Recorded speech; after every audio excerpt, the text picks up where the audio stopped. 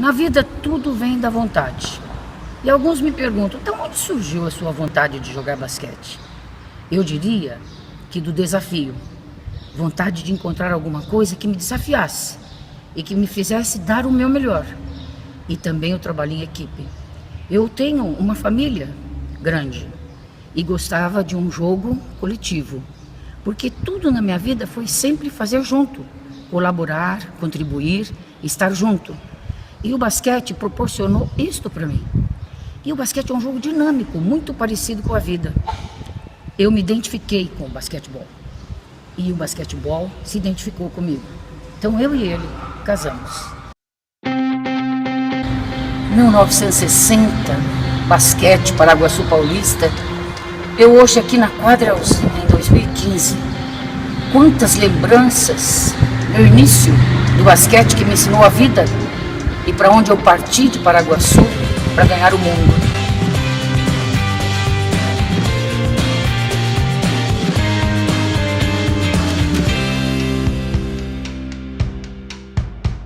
Paraguaçu Paulista, uma pequena cidade do oeste paulista, né? Eu de uma família grande, 7 irmãos, e nossas brincadeiras eram brincadeiras de rua, homens e meninas juntos o tempo todo. Um dia passou o carro de som, falando para todas as meninas de 12 anos acima que fossem para CCE, Comissão Central de Esportes, uma quadra que havia aqui, que hoje é o Ginásio de Esportes de Paraguaçu Paulista, que fossem para lá para terem uma oportunidade de serem escolhidas numa peneira que teria para o basquete. E minhas irmãs, tinham acima de 12, foram. Eu fui, sentei na arquibancada e nada de ninguém aceitar que eu entrasse na quadra. Quando a minha irmã mais velha virou e disse, olha, deixa a minha irmãzinha entrar aqui um pouquinho, ela tem muito jeito com bola, vocês vão olhar. Aí o pessoal de lá, os professores, ficaram com pena, eu chorando na arquibancada, um pouquinho era drama, para que eles me deixassem, me permitissem entrar na quadra. Daí lá fui eu. Quando me deram a bola na mão, foi a bola na minha mão e eu com a bola. Nunca mais a larguei. Ali eles me escolheram, joguei para o Paraguaçu Paulista há alguns anos, eu jogava basquete e tênis de campo para o Paraguaçu Paulista. Mas por pouco tempo, só uns 2 anos eu joguei aqui na cidade. O restante, o 15 de Piracicaba veio para cá jogar em Assis, eles eram muito famosos, já o Brasil naquela época era campeão mundial de basquete masculino. E aí nisso, eles me convidaram para ir para Piracicaba.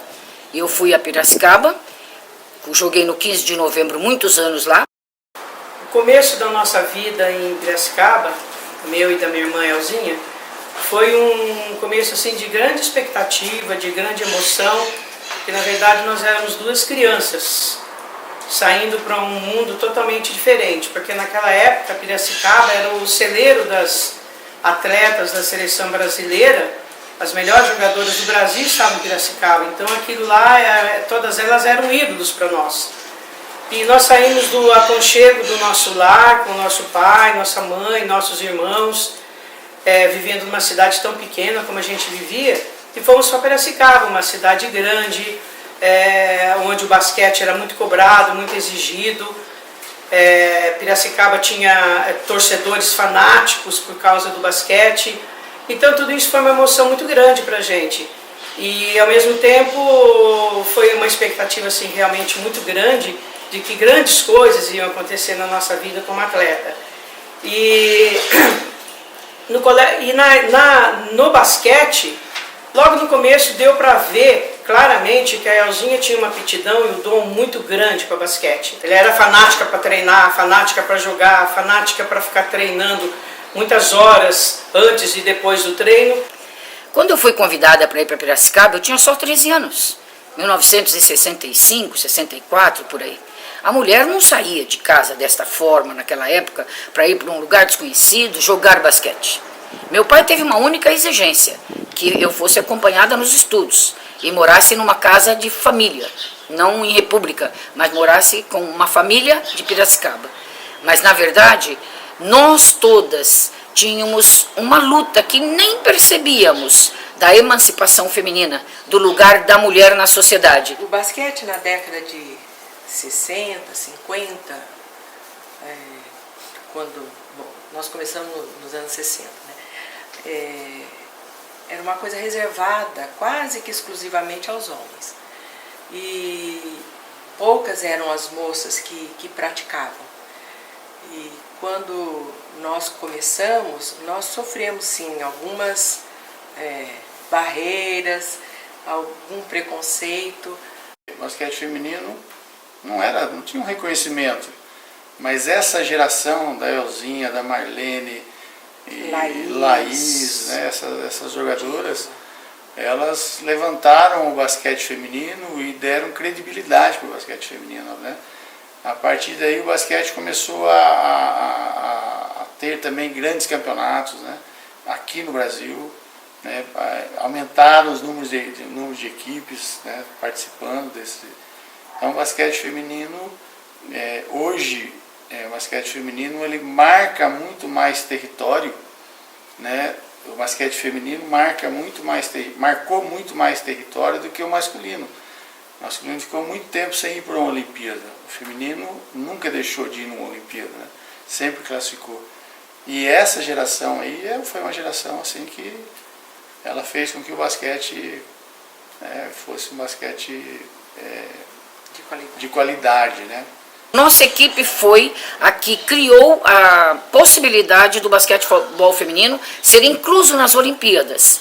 E nós ali fomos indo depois para programas, na época, onde falávamos sobre a dificuldade da mulher ser aceita como atleta, e logo depois foram abrindo os campos. Mas tudo para nós foi mais difícil. Nós vivemos a época da semeadura.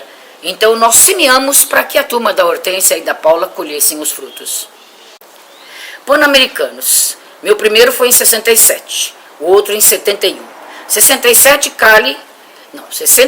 Winnipeg, Canadá. E 71 Cali, Colômbia. Olha só as diferenças. Em 67, eu totalmente iniciante. Chegamos lá, ninguém nos valorizava. Ninguém nem sabia que o Brasil podia ter um basquete feminino. Fomos para a Vila Pan-Americana e alguns nos perguntávamos sobre Buenos Aires ser capital do Brasil. Nem nos conheciam, nem nos valorizavam. Então isso nos deu muita força. Nos reunimos ali na nossa concentração e dissemos, vamos cada uma dar o seu melhor. Vamos procurar uma incentivar a outra e fazer um jogo coletivo e forte. As americanas eram muito fortes, imbatíveis.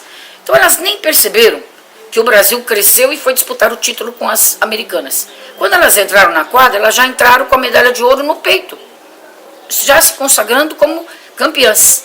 E nós pegamos essa deixa de fragilidade que elas nos deram de não nos levar a sério. E nós nos levamos a sério. Então na vida é assim, quando a gente acredita na gente, a coisa acontece. Ganhamos o Pan-Americano de Winnipeg e passamos a ficar conhecidas e as americanas a nos respeitar. Depois daquilo nunca mais perdemos delas. Sempre ganhamos das americanas. Daí fomos para Cali, 4 anos depois. Eu já não era iniciante, já era titular. Ali a coisa também pegou, porque como no Mundial, um mês antes, nós ficamos muito conhecidas, a nossa equipe foi perdendo um pouquinho aquela camaradagem. Já havia um certo orgulho em uma, em outra, porque saía mais no jornal, tinha mais reportagens, já era mais famosa, mais conhecida, e nós não percebemos que perdemos a nossa força maior, que era o espírito de coleguismo e de coletividade. No nosso primeiro jogo contra o Canadá, perdemos, porque cada uma queria aparecer mais do que a outra. Eram 12, cada um time. Então, aquela derrota foi a nossa grande vitória, porque foi o primeiro jogo e ainda era a fase de classificação.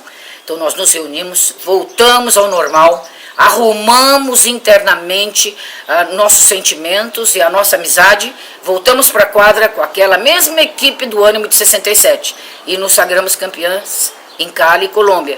Então ali eu me tornei bicampeã pan-americana, que foi um dos meus maiores títulos. Em 1971 nós estivemos juntas, jogamos juntas no Campeonato Mundial, que foi em São Paulo, e era sempre nesse espírito, né? Uma jogadora com muita raça, muito veloz. Depois nós jogamos em 1972 novamente juntos no Campeonato Sul-Americano, que foi no Peru. Nós fomos campeãs e sempre um convívio muito grande. Ela é uma pessoa que agrega muito as pessoas, é uma pessoa que gosta de brincar, de cantar, E ela sempre assim, meio impaciente. Ela era uma pessoa muito... Ela nesse campeonato sul-americano de basquete que foi na Lima, no Peru, nós fomos campeãs. Tanto a Elzinha como eu fizemos parte dessa equipe. A Elzinha é esta aqui. Isso foi em 1972. Nós já tínhamos participado juntas em 1971 do Campeonato Mundial que foi na cidade de São Paulo. O que a gente tem de recordação dela é uma imagem, ainda uma imagem muito boa, muito bonita, né? Uma jogadora excepcional. O jeito dela jogar, né? A forma dela conduzir a equipe, ela fora de quadra, ela dentro da quadra, uma atleta exemplar. Maravilhosa. Eu tenho dela as melhores e as piores recordações, porque a nossa equipe perdeu de contagens assim fantásticas do time dela, né? Mas também tenho dela recordações muito bonitas da postura da Elzinha como atleta, como pessoa, uma pessoa que ajudou a colocar o basquete brasileiro numa posição de realce no cenário mundial, né? Então, eu tenho muito reconhecimento pelo trabalho que ela e as companheiras dela de equipe fizeram naquela época, em prol do basquete do Brasil. Nessa foto aqui, nós éramos adversárias. Eu jogava por Bauru e ela jogava por São Caetano. Esta é a Elzinha, num lance livre que eu estava fazendo, esta é a Elzinha.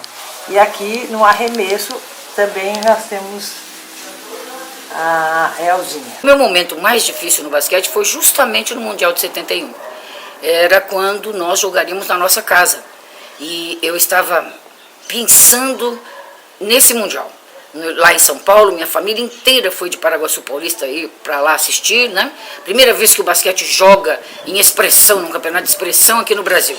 Ninguém nem nos conhecia. Eu era nova ainda. E todas as outras meninas muito veteranas, uma excelente equipe, todas pedagogas, formadas em pedagogia. E quando foi chegando a época de escolher as 5 titulares, nós íamos estrear contra a França. E o nosso técnico chamou todas na quadra e meu coração quase parou. Falei, bem, agora ele vai decidir quem vai ser a armadora do Brasil. E eu disputava com a melhor armadora de todos os tempos do Brasil a posição de titular. Então ele pegou as 5 camisetas amarelas, que significavam as 5 titulares, para jogar no outro dia contra a França. Então ele deu 4 camisetas e ficou olhando para uma. Falei, agora é a hora. Se ele me escolher, meu coração para. E aí ele jogou a camiseta para mim e falou, Elzinha, arme o Brasil. Nossa, fiquei muito feliz. Fiquei imaginando no outro dia já os jornais falando a pequena Elzinha, a nova Elzinha, se sagrando como a grande armadora do Brasil.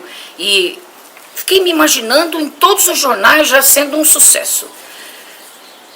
Ele disse uma outra coisa importante. Hoje é um jogo treino só. Você não vai fazer nenhuma jogada de efeito, nenhuma jogada perigosa, nenhuma jogada aérea dessas que você está acostumada, com rápido e que pode oferecer um acidente para você, e nós não queremos nada disso.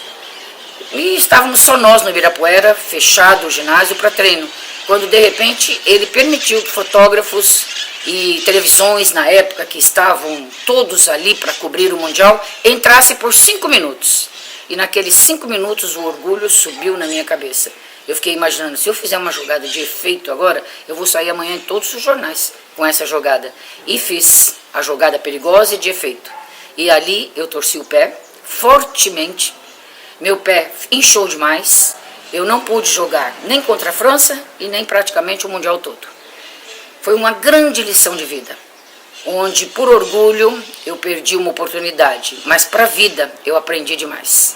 Então ali eu aprendi que a humildade, a obediência é o que nos leva às verdadeiras vitórias. 8 anos mais velha que eu, então eu era menino quando ela jogava pelo mundo inteiro. Eu via na televisão ela jogar no Madison Square Garden em Nova York, via jogo do Mundial, enfim. Então para mim ela era uma personalidade mundial, né, famosa. E uma das que eu tenho guardado na minha memória, eu com 14 anos, um jogo do Mundial lá no Ibirapuera, Ibirapuera com 15 mil pessoas, o Brasil ganhou no último segundo de 1 ponto que a Nilza que fez. Iguala. Agora, minha gente, é torcer para que o Japão não passe e teremos a prorrogação. Atenção, aconteceu. 76 Japão, 75 Brasil. 5 segundos, Brasil, Heleninha, no aro. Pausa.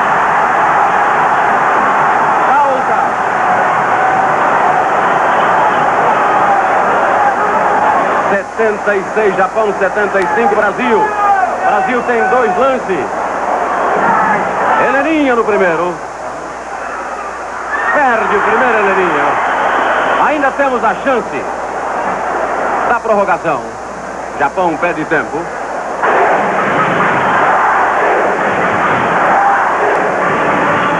Nas mãos de Heleninha, número 5, a sorte do Brasil. Torcemos para que ela faça, converta o arremesso e poderemos partir então por uma prorrogação.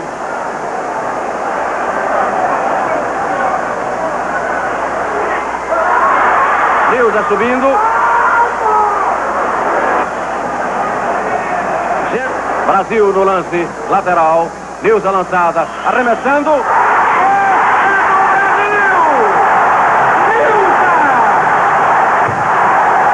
Quando o Paraguaçu Paulista resolveu colocar uma quadra com o meu nome, eu nem percebi, porque na época eu era muito nova, tinha uns 16 anos, 17 talvez, eu nem percebi a importância disso tudo. Vim para cá, foi uma festa na cidade, todos foram para lá, quadrelzinha daqui, o carro falava na rua, todos para quadrelzinho, eu achava tão interessante aquilo de me chamarem de quadra, né? E fui para lá naquele dia, fui para casa, recebi muitas homenagens, fiquei felicíssima. Minha família ainda mais do que eu, meu pai e minha mãe, muito felizes com isso da filha ser homenageada para sempre, assim com uma quadra no seu nome, né? Mas eu só entendi a importância disso com os meus sobrinhos. Eles eram pequenos e então, quando tudo terminou, a quadrelzinha, eles se reuniram e formaram um grupo de vigilância. Eles eram duplinhas, iam de bicicleta para a porta da quadra, em duplas. E ali eles impediam todo mundo de entrar. Eu aqui é a quadra da minha tia. Minha tia que é a dona dessa quadra. E essa quadra é dela, que ninguém pode entrar. Iam revezando as duplas. Iam um avisando o outro. Fizeram um trabalho ali muito interessante. Eles se apossaram da quadra antes de mim. Então, quando eu soube disso, eu dei muita risada. Aí precisei voltar para Paraguaçu, conversar com eles sobre o que é homenagem, o que é propriedade, e dizer para eles que, na verdade, dons não pertencem a nós. Quando você coloca o dom, pertence às pessoas. E se o seu dom não for para servir, de nada vai valer na sua mão. E que a quadrelzinha é para servir as crianças e todos que quiserem fazer dali um lugar de colocarem o esporte como um dom de vida. E aí eles entenderam e passaram a praticar na quadrelzinha como também qualquer criança de Paraguaçu, e não os donos do local. E eu mesmo morei ali atrás da quadrelzinha por muitos anos aqui que eu morei aqui em Paraguaçu. E eu falava em casa para a Heloísa, minha esposa, assim, eu vou lá jogar bola com meus amigos na quadrelzinha. E tinha hora que eu falava na quadrelzinha e eu nem lembrava que era minha irmã, assim, né? Ficava no automático na minha cabeça, né? Então, mas é muito gostoso. Os amigos de São Paulo todos sabem que temos uma quadra aqui em Paraguaçu com o nome dela. Então isso eu me sinto muito lisonjeado, né?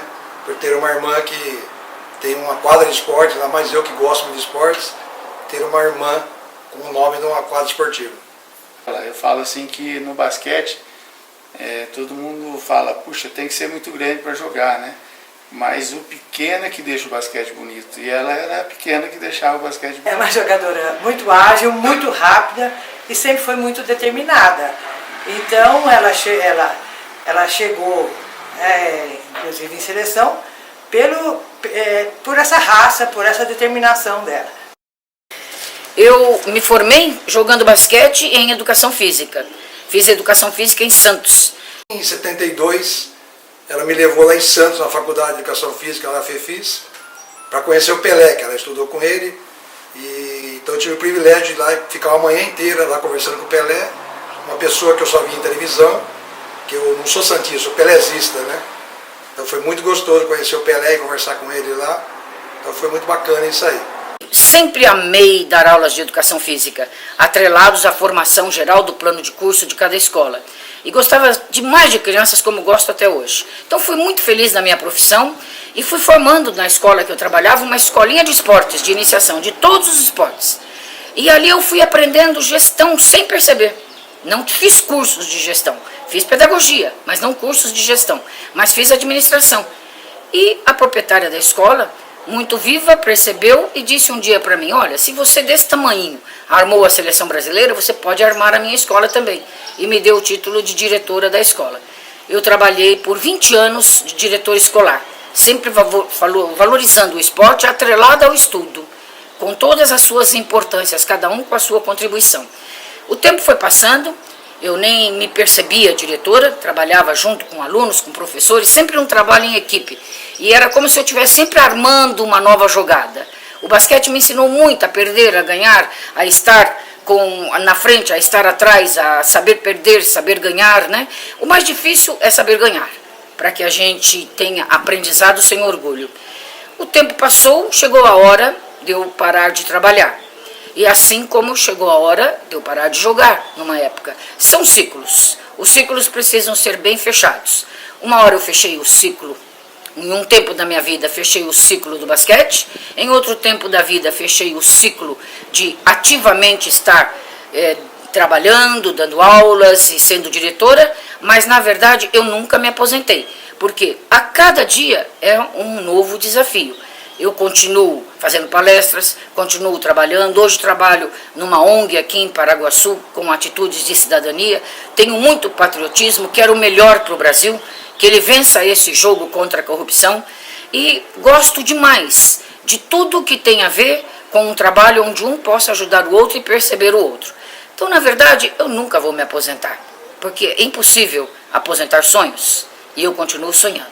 Então, fui bicampeã pan-americana, 8 vezes campeã sul-americana e 3º lugar do mundo no Mundial. E fui escolhida como na seleção das estrelas, que era, na época, escolhiam as 5 melhores e formava as estrelas do Brasil, depois as estrelas sul-americanas, pan-americanas e mundial. Então eu tive esta satisfação. Então o basquete foi minha vida, por mais de 20 anos. E em 2006, novamente, com o Campeonato Mundial no Brasil, ela organizou um reencontro do pessoal de 1971. Nós assistimos todos os jogos do Campeonato Mundial, esse Campeonato Mundial, juntas, revivendo os momentos de 71. Gostaria até de mostrar que nós temos um livro que foi editado pela Cláudia Guedes, que hoje ela até mora nos Estados Unidos, né, que é Mulheres à Cesta, o basquete feminino no Brasil, desde 1892 a 1971. E que aqui, além de ela falar do basquete, ela fala de cada jogadora que participou do Mundial de 1971. E tem um capítulo específico da Elzinha. Então, cada jogadora tem o seu histórico, fala um pouquinho da sua vida no basquete, né? E essa é a parte da Elzinha. Dentro dessa equipe, aqui é toda a equipe, na época no Rio de Janeiro, em plena praia, que nós tivemos concentradas desde fevereiro até final de maio. Então foram fevereiro, março, abril, maio, 4 meses convivendo juntas. Nessa época nós tínhamos ainda as jogadoras, né, Marlene, Nilza, Marilena, Heleninha, Norninha, Delci, Simone, Nadir Bazan, Aldila, a Laís. Então era um time que bem determinado. E nesse campeonato o Brasil ficou em 3º lugar. Ganhou do Japão nos últimos segundos, faltando 3 segundos para acabar a partida. Só tenho a agradecer a Deus por a Elzinha fazer parte da nossa família, onde nós somos em 7 irmãos. E ela é uma delas, das queridas, de todas as queridas. Mas o que a gente lembra dela lembra com alegria. Né? Era um pingo de luz dentro de uma quadra. Muito...